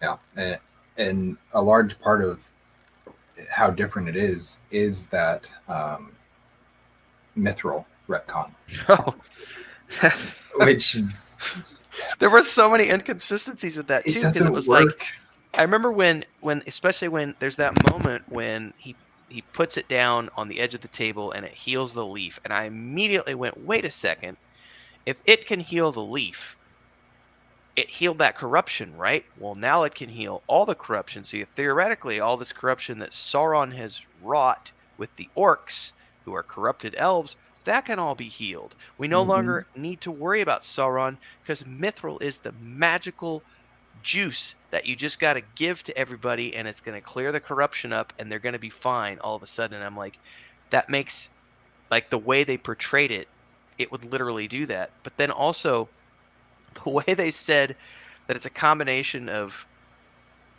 the Balrog's magic, the light of the Silmaril, and lightning from the sky creates this. I was just like, oh my god, this is so wrong on so many levels. And So then people convoluted. and then people started making this supplement joke about how, well, now elves are going to have to take this supplement for the rest of their lives if they want to stay alive in Middle Earth, And it just there were so many things like that they did, that I just couldn't even, that's why I said I just have to disassociate myself and say, yeah, yep, okay, you guys do you, and I will watch and make review videos around it. Yeah. Yeah. I honestly don't have an idea of how it might move forward. I'm just curious to see how they do it. Yeah. I like your plot structure, T. I think it works. Yeah, I think that would be a great way to do it. They probably won't, but I think it's a plausible way to do it. And I'm glad I hadn't heard that they had said that they're going to be more lore focused from here on out. I think that's good. But if you don't start out with the lore, it's hard to pick up and say, okay, now we're going to add in the lore, because it's also confusing to me where they're going with that, because they've already publicly said, yes, we're making it more lore focused, but also season 2 is all about Sauron. So season 1 was all about Galadriel's journey. Season 2 is all about Sauron's journey. What does that mean, and how are you going to keep that closer to the lore? Maybe, and then this is a theory that has been thrown out there, not by me, but one of the theories that's been put out there is that because in season 1 he blew his disguise as a human, the theory is that he could come back in season 2 as the emissary of the Valar that we saw in the Silmarillion, even if they don't call him by that same name, because they can't reference that character. And maybe that's what it's all about, is the discovery. But we don't know. I mean, it's up to anybody's guess at this point. What do they mean by we're going to be more true to the lore in the next one? Right. I highly doubt that they can use the Giver of Gifts or whatever he's called in the Silmarillion. But yeah, they would have to be very careful about the names. But the interesting thing too, though, is the rights agreement they have with the Tolkien estate specifically says that on a case by case basis, they can have access to individual characters. True. If they need to. So who knows how they're going to pull that into play as well. Yeah. They did have that slight allusion, like, to who he is in that in the episode where he showed them how to mix the alloys and stuff like that. He's like, call it a gift. So you do kind of have that allusion to it, and I think that's probably as far as they're going to go with it. That's a good point. Yeah, maybe. I don't know. And I mean, maybe they'll just start referring to him from now on as Anatar, because why they would need to, since they know that it's Sauron, I don't know, but maybe they will, or maybe I don't have any idea. But I want us as fans, those of us who know the lore, who have read Silmarillion, who've read Unfinished Tales, all this stuff, we can look at it and be like, this is where it's going. How they get there, I don't know, but this is where it's going. And as a fan, we can see that. And so the journey for us will be watching how they get there. Right.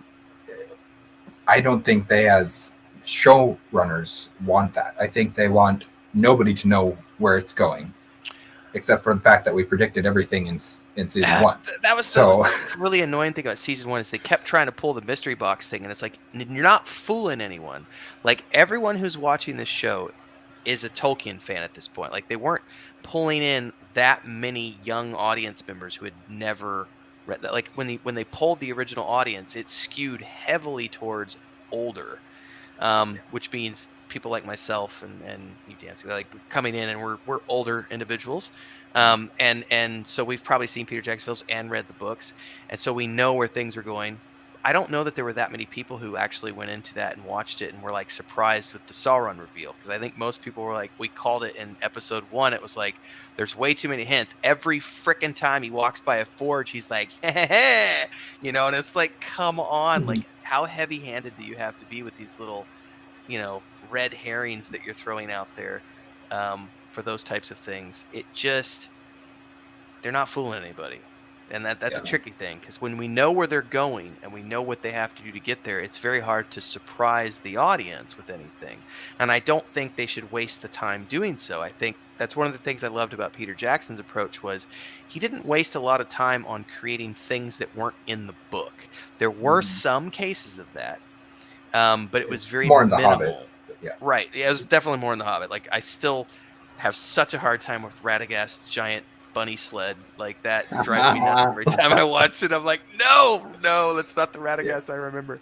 But that's the point. Like, that's the thing, is like, it's okay to flesh little details out on an as-needed basis when you're adapting something, because it has to be different than the book format. But when you're creating all of it from scratch, and I think one of the telling things for me was watching how when they originally promoted the show, it was, this, and then by the time we got to just before the reveal, it was based on the works of J.R. Tolkien. Like, they had gotten rid of the illusion completely. Like, it was no longer the adaptation, it was no longer the second age, it was based on the works of, which by that point means we're no longer dealing with an adaptation so much as we are an original work of fiction that's just based on these works.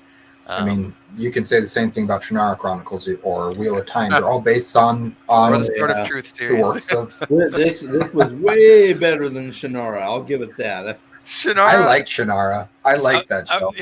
I like season 1. I like my season wife and 1. I enjoyed it. The takeaway I had from Shannara was everyone was way too pretty and way too skinny, like, and they were never dirty. And it was like, come on, guys, you're living except in, like, Al-Anon. Except the wizard. I will say they nailed Al-Anon. Yes. Yeah. Well, Al-Anon was Manu very well done. Bennett is a Manu Bennett phenomenal kicks ass, actor. period. He is a phenomenal He's actor. also the one who played Spartacus. Not Spartacus. played what's Crixus. it called? The orc, the pale orc in Yeah. the Hobbit movies. He did. The I loved voice him as for him. Crixus in Spartacus. and He I also think he did a good does Deathstroke and Arrow. Yeah, and he's Arrow's brilliant one of my as favorite Deathstroke. shows. So Yeah. like just everything that I see him and he's so good at. And it just, Yes. But season 1 of Shannara Chronicles, it was just a wonder. Like, it was just wonder and whimsy was the whole show, Sure. and that was really fun. Season 2 I didn't enjoy. It took the whimsy and made it science fiction, and that wasn't fun. I don't know, but yeah. Let's see. Go. By the way, through some of these we're spinning comments. back and doing a Wheel of Time version of this, right? At some point in the future. I don't know. I I would still have haven't finished Wheel of Time. I've been stuck on book 4 since I haven't April. finished Wheel of Time either. So I read like 10 pages of it last Wednesday. It was the first time I've read it since like April. So My brother's reading it for the first time right now. He's on book 2. I don't hate it. I don't hate it. I didn't. It's just series.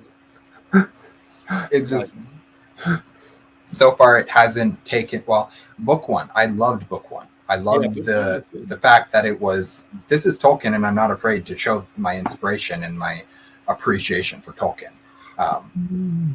Book 2 had some really cool stuff that it did. It did, yeah. That's book 3 just dragged for me. It was just hard to get through. And book 4, I haven't gotten back into it really. But let's see. What are these concepts? Showrunners won't do any of this, though. They view every bit of hate season 1 got as validation. They'll double and triple down on desecration. And yeah, maybe, hopefully not, but hopefully they might. I gotta Where's the say money something at? though. I gotta say something though. This is one of the things I am gonna point this out because I take slight.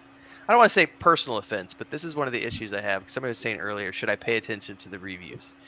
And I see people saying desecrate. They use words like desecration, and I just don't think that that's fair to consider this a desecration, because if you look at, especially, this is why I love Raymond Feist. Is an old fart now. He's like 80 some years old.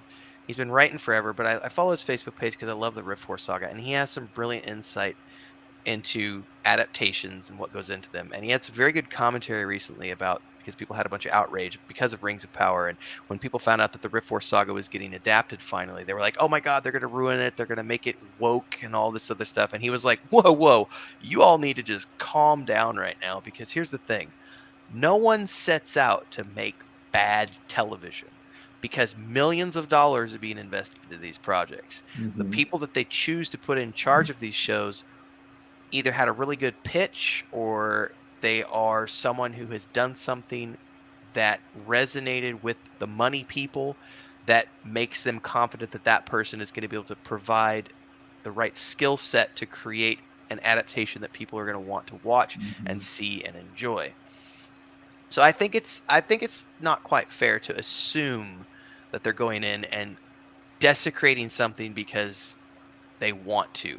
I think it's just that a lot of people are very emotional about seeing their favorite book series done in a way that they don't agree with, and so that's difficult to appreciate, if that makes sense. I'm trying not to be offensive here in the way I'm wording this, but I would say I don't think it's a desecration. I think it's just they're doing things in their way.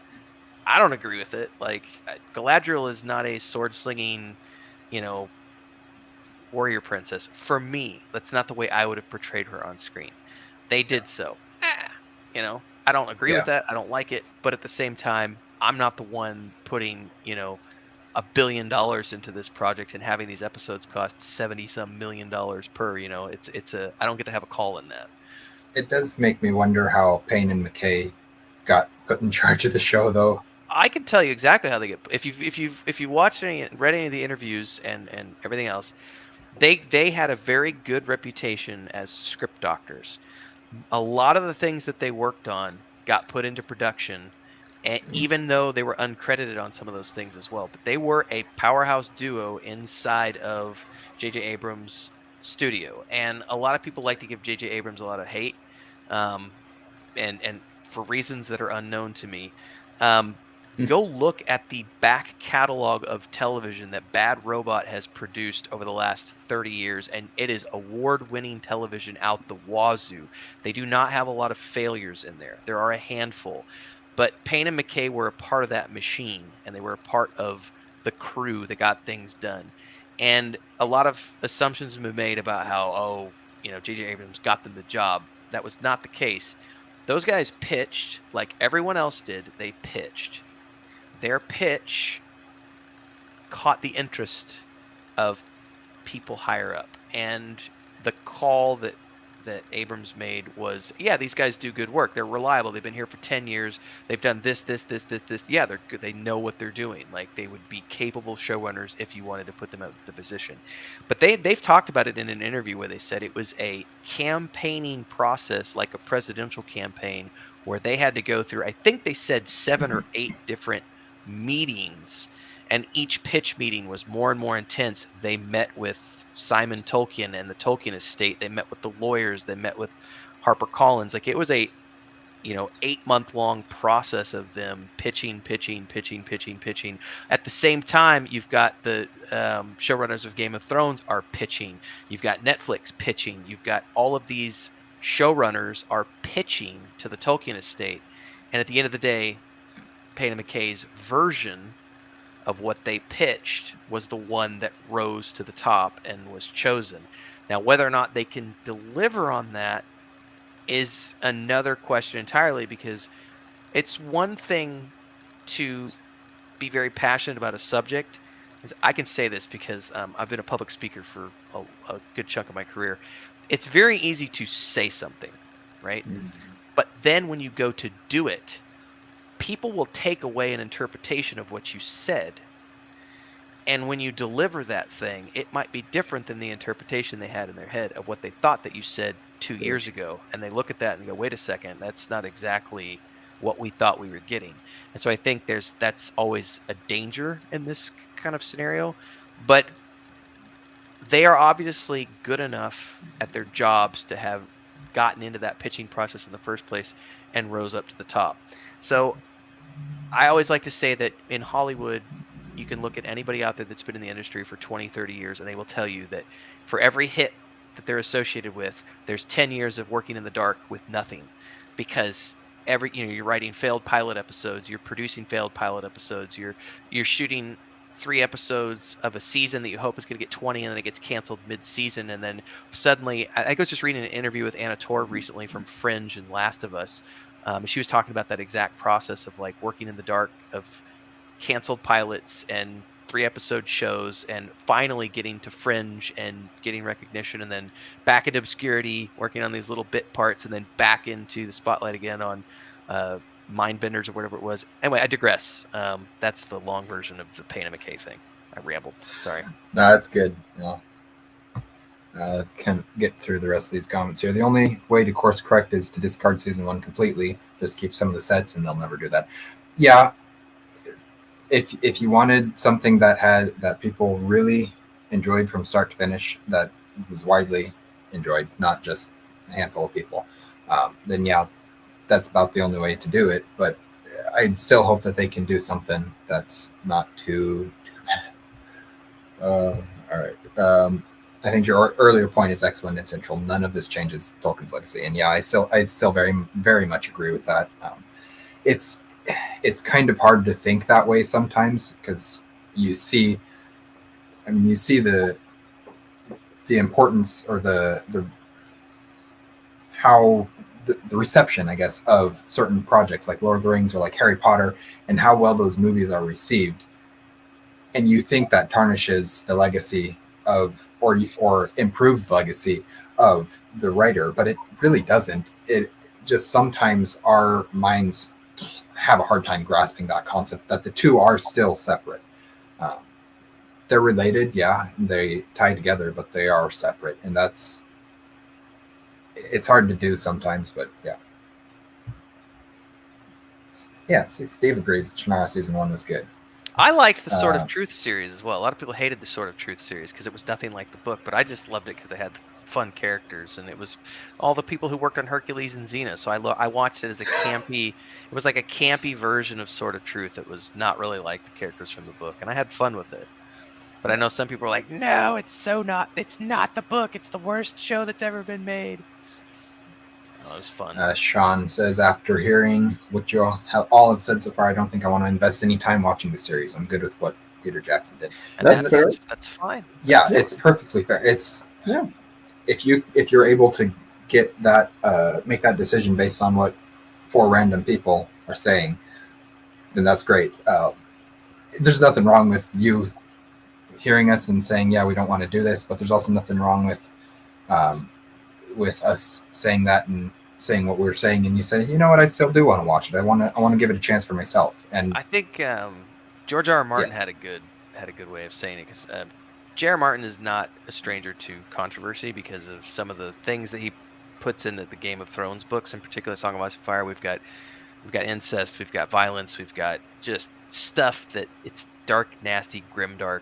It's nasty. That world is not a fun place to live. Bad things happen to everybody.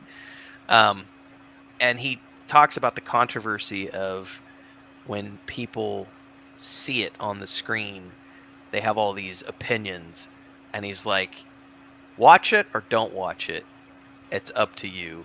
But don't scream about something as if you have the right to change it, because you don't. You're not the author of it. I am. Yeah. And I was like, like just applauding this 80-year-old man for basically standing up for himself against the cancel culture and being like, look, you don't have to like it, but you don't get to change it just because you don't like it. Like that, just don't watch it. It's that simple. Mm-hmm. This was about a previous rant that you were going on, but I do a lot of those. Sean agrees with you. It's all right. That's good. Fit to be read. Sorry I'm late. Got stuck at a Steve Donahue fan club meeting. Yeah, no, Steve's great. Steve is awesome. I physically cannot watch all of his videos he puts out because he'll do like 5 in a day. And I'm sitting at work. I'm like, well, maybe I'll get to watch one of these tonight after I get home. But I also got to catch up on Renfail and Liam's Lyceum and Bookish Chaz and all these other characters. And just like, oh well. I don't know how some people do it because I do between 5 and 7 per day, and sometimes I'll throw a live stream in there. And I've got some people who like watch them all, and I'm like, good for you. But there's no way I could keep up watching my own content. Like even my wife tries to watch all my content, and she's like, when did you put this video out? I'm like, that was 3 days ago, honey. Like that was yeah. And she's like, well, I didn't know. And I was like, that's because YouTube doesn't send out the algorithms all the time when you push too much crap out. I have to be very, very selective at what I watch because I mean I watch everything on 2 times speed, but I don't have the time to watch it. And if I want to watch it all, then I can't read, or I can't edit videos, or I can't watch the movies that I want to watch, or I can't write on the projects that I want to write on, or do this or that or the other. And it's just I had all the best intentions when I got my Kindle to try to keep up with Liam, and then I quickly realized that that's not going to happen because I have way too many other things that I work on, and I just can't read like I used to because I've made a conscious decision to do all of these other things. Yeah. As opposed to when I was growing up, all I did was read. And once I started, writing for a living, that's all I used to do. But then things pivot and you get into game dev and, all this other stuff. And it was like, I still love reading and I wish I could read like I used to, but it's just not going to happen. I've just had to give up on it and be like, you know what? I'm okay with like reading my 1 chapter a week of The Lord of the Rings. And occasionally I will sneak in, like I'm trying to do a reread of the first 3 books of The Wheel of Time to get ready for season 2. But I've already read them before. And so I don't have a high priority to do it again. And so that kind of, I haven't done it in like 6 weeks. And I was like, yeah, I'm not going to feel guilty about it. Just move on. Interpretation can be tricky, agreed, but source material still has essential characteristics, right? The basic core tenets of The Lord of the Rings can't result from the events of season 1. I mean, in a very twisted, convoluted, roundabout way, almost, but yeah, and largely that has to do with the fact that they have changed the elves at this point. They've made them. And Galadriel does use the line, I shall diminish and go into the west. And they take that line and apply it to all the elves because they think, oh, that means that her elvenness is leaving her. No, that means that she's going to allow the One Ring to go on and be destroyed, thereby destroying the power of preservation that was in the 3 rings, which then they take that idea of the 3 elven rings have this ability to preserve and to protect the elves and the elven kingdoms. And so that must mean they take that idea and extrapolate it to mean, oh, this means it also keeps them from diminishing and losing their magical elvenness. And so they can only regain that by going back to the Undying Lands. And it's not that they can't, these ideas that they're using in this show couldn't be found in Lord of the Rings if you twisted the words enough.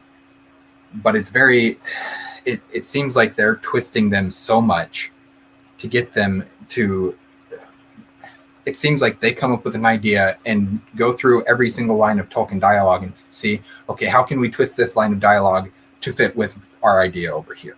And I really hope, I hate saying that and I don't want that to be the case, but sometimes it feels like it is. Well, I think the important thing to take away too, though, is, and I'm going to politely agree to disagree with a section of this comment, who defines essential characteristics? This is one of the things that I've had a hard time with, because a lot of people will come onto my channel and make comments about how they should have done this, they should have done this, they should have done this. There needs to be a baseline, is a common theme. There needs to be a baseline of what is an acceptable level of authenticity before you're allowed to adapt a product. And I did a video about this maybe 2 months ago where I said the allure of authenticity is a farce because of the Raymond Feist effect that he talked about, which is how everyone's interpretation is going to be different as to what that essential material is. And so the basic core tenets that Steve thinks are necessary for his version of the Lord of the Rings to culminate in aren't necessarily the same basic core tenets that Payne and McKay have in their brains as to the journey that they're on to get to the end results that they have, which are still Peter Jackson's films, essentially, because they're working in tandem with Warner Brothers on this. I don't know the trajectory that they're on. It's definitely a different, like I said, it's that parallel thing. They're doing their own thing on their own track that is, you just have to separate it. It's independent from Tolkien's works because they're going to do their own thing, and I have no idea what they're going to do to get there. But they will get to the Lord of the Rings. We just don't know how they're going to do it based on what they presented in season 1 so far. I really have no clue how they could spin it out of season 1, which is part of the reason why I am in the back of my mind, at the very least, looking at it kind of like a train wreck scenario and being like, how are they going to make this all work? And when they do, I'm either going to sit back and applaud, or I'm going to sit back and scratch my head and go, wow, I still don't get it, but okay, you took a shot, you took a swing. Yeah. And I will say, to your point of what or who defines essential characteristics, each person individually does, based on their perspective, their worldview. And I've got 4 siblings. Each one of us, we're all about 2 years apart. Each one of us at this point, I think, has now read The Lord of the Rings and watched The Lord of the Rings. I have a very different perspective on those than each of my 4 siblings, even though we all have the same worldview. But we're also 2 years apart, so we have 2-year age difference that affects our worldview just slightly. We, as a worldview in the sense of, or we have the same worldview in the sense of where we're coming from as human beings, as religious, as in politics. So in religion and in politics, we have basically the same worldview. Where it differentiates is I'm Gen Z, my oldest sister is a millennial. That's a drastic difference.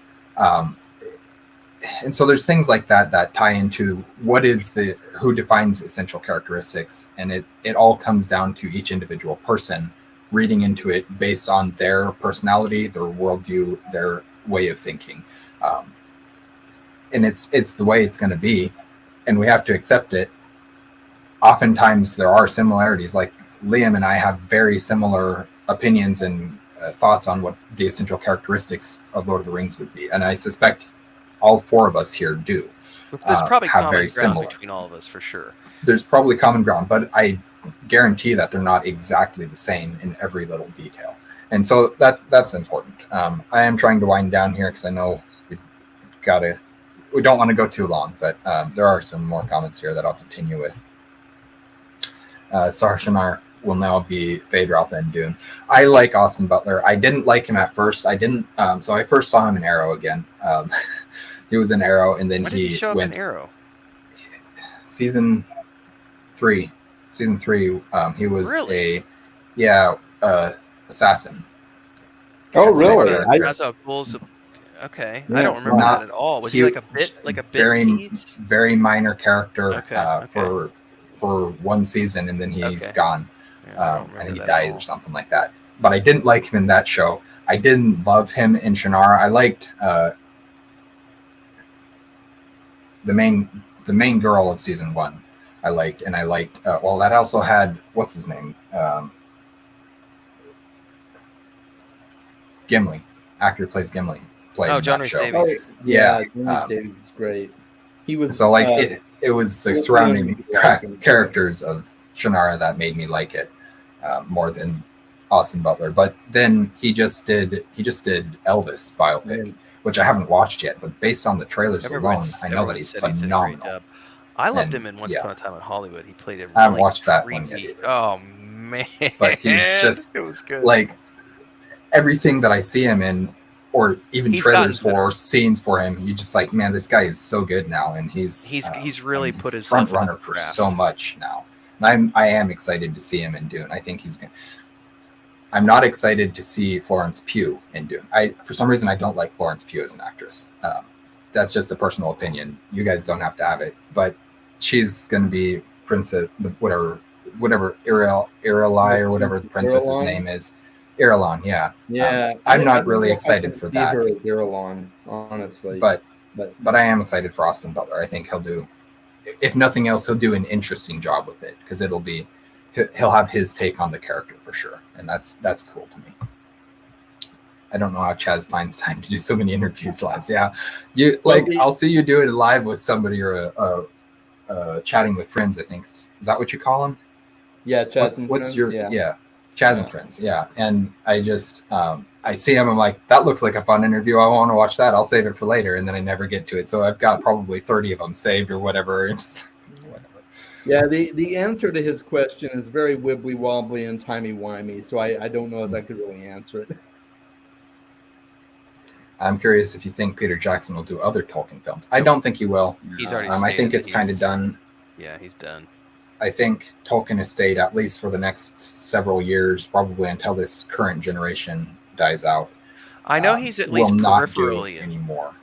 Yeah, but he's at least peripherally involved though in the War of the Rohirrim. But he's so like, that's why I said peripherally, because of the people that are involved in that project all work for Weta, and so I'm sure that he's been on set and done some things with it. But I don't think from a directing perspective, I doubt he would produce or direct anything that has to do with Tolkien ever again. I mean, that was a huge chapter of his life, but that's also, he hasn't done a lot of any creative filmmaking since the that adaptation about the world machines that roam around, and big city machines that eat other cities, with Mortal Engines. Yeah, Mortal Engines.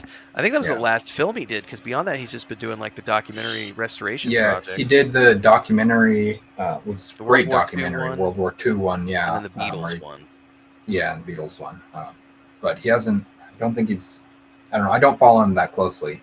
I should follow him closer. I've been on Facebook, following him on Facebook for a long time. I think because Peter Jackson had a career long before, he had a pretty good career before he ever got to Lord of the Rings, and then since Lord of the Rings, he's had a full career. He doesn't need to do things. No, he made so much money from this. I think he's pretty much kind of like at a position now where he's just kind of done. Passion and projects. Fair enough. Yeah, passion projects alone, and I think that's a fair place to be. And there's nothing wrong with that. I mean, that's a great place to be. Yeah. It is a great place to be. I pretty much live in that zone, and it's nice. I don't. Not yet. Maybe eventually. Don Hughes, Steve commenting again. An essential characteristic of the Lord of the Rings is that elves and men are very slow to recognize the threat of Sauron. That can't be true. Season 1 is also true. That's partly true. Yeah. I have a thought on that though. That is partly true, but you can't make it that slow in an adaptation, because adaptations are all about pacing and keeping your audience's attention. So if you make it as slow as it is in the actual story, it's hundreds of years. That would kill the pacing of any show. So if we're going based on that, we have to basically say that this is an unadaptable time period. And this is a great thing that you just mentioned. And it is kind of, yeah. Mm-hmm. Well, that's a great point, because this is where we get into nobody's version is ever going to be completely the best version, because everyone's got an alternate viewpoint of why this can't work, and a lot of those reasons are going to make sense. Like if it's hundreds of years, like you say, you can't, like, that's unadaptable. Like that's one of the challenges of taking.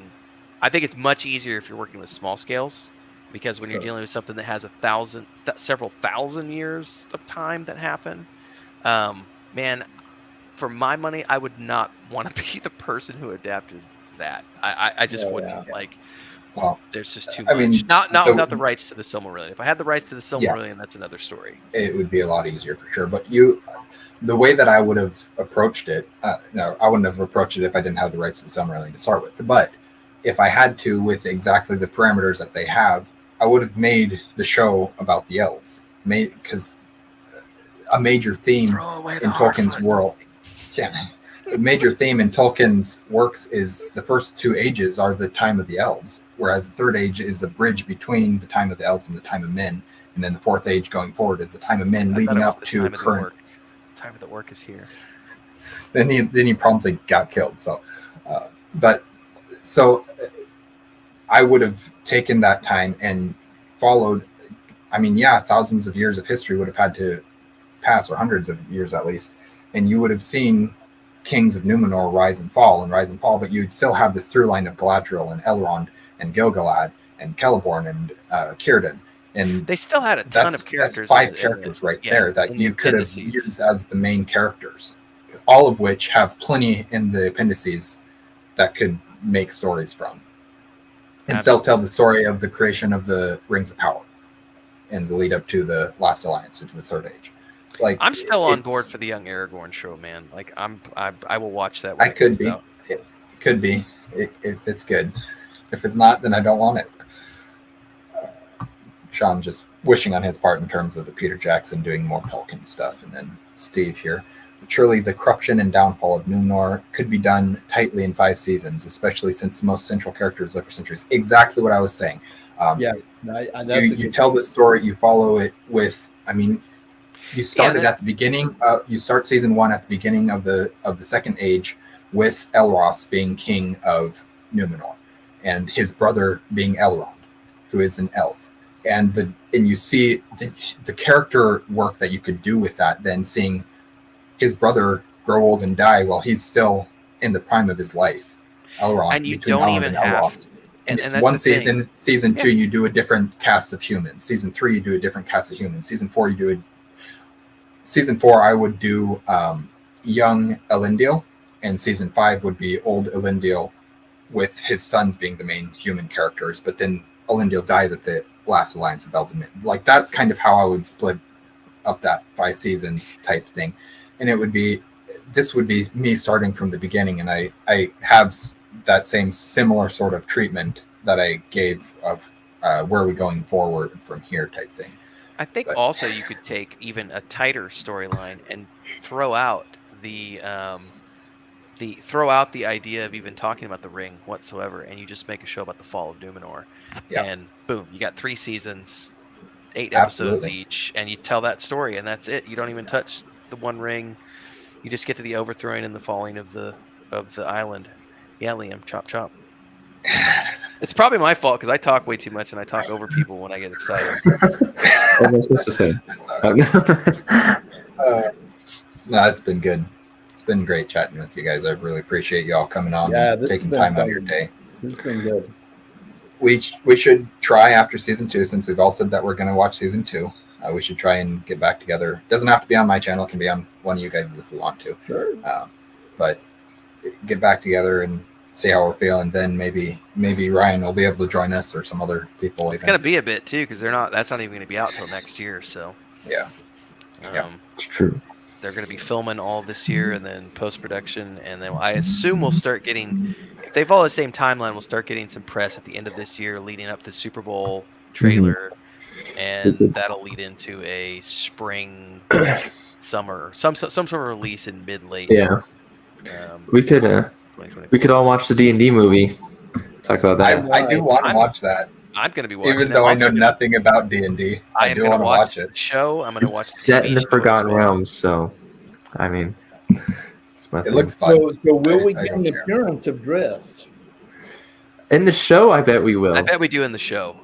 Because the show they're putting together is, they haven't made any information about the show yet, but if I had to guess, the money would be on them taking the Dark Elf trilogy and taking those characters and making a TV show about the most beloved characters of Forgotten Realms and running with that, because that's going to get a guaranteed audience, because you've got characters that everyone knows and loves. The only tricky part to that is the casting, because everyone's going to have an opinion about who's right and wrong for, all those characters.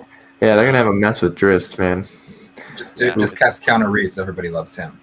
It could work. I could totally see it. I don't know that I've ever seen a Keanu Reeves movie, to be honest, and Or I Henry haven't Cavill. read Trist. So Henry Cavill would work too. I'd be good with that. He'd be good with that too. He I'm better sure. But follow he's got through his with the Highlander Warhammer. reboot, man. He Well, better he's follow got his through with the Warhammer Highlander thing reboot. that he's doing right now, and I haven't played Warhammer. Again, that's another world that I know nothing about. But with same here. I know Henry Cavill loves it, so I'm hoping that he'll make something of it.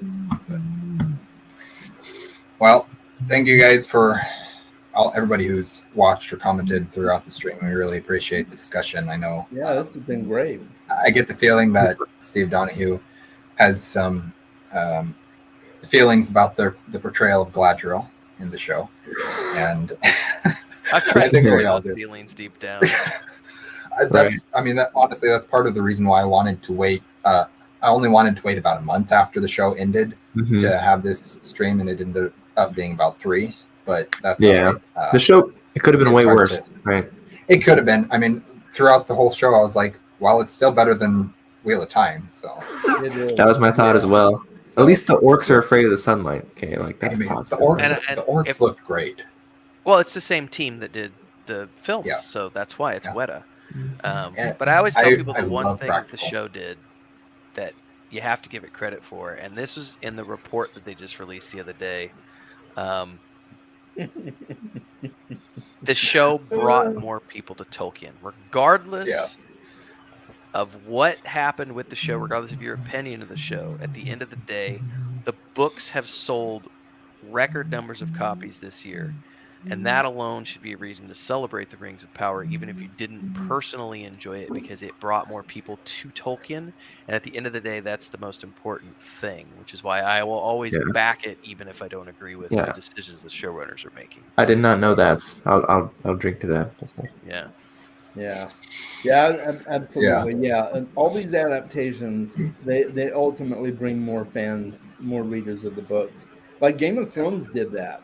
Like the readership of A Song of Ice and Fire spiked after Game of Thrones started because so many people were new to this story. And Neil Gaiman was talking about this on his Twitter when the Sandman show was on Netflix a few months back. There's a lot of people who were like giving it hate reviews and being like, "This sucks," whatever. And there's no way that this is ruining. A lot of people were out there saying it's ruining the legacy of the graphic novels. And Neil Gaiman's on Twitter going, "You guys don't know what you're talking about because we're having record numbers of sales right now. Like we're hitting bestseller numbers all across these different genres because the show has drawn all these people to go buy things. You can't make a claim like that. Like you might." And I thought Sandman was a great adaptation. It was good. I haven't watched it yet. Still, it was good. I'm still behind. I don't have nearly enough time to watch. If I'm trying to read, I don't have time to watch. I mean, I would love to have a second channel where I talk storytelling through film and television. I just simply don't have the time at the moment. And if I was full-time YouTube, then I could do it. But I can't do it. I got to work and I got to make money. But it's unfortunate. It's unfortunate that you need money, you know? It is. Darn it. All right. Well, thank you guys for joining, everybody. We will see you guys again soon. Bye-bye.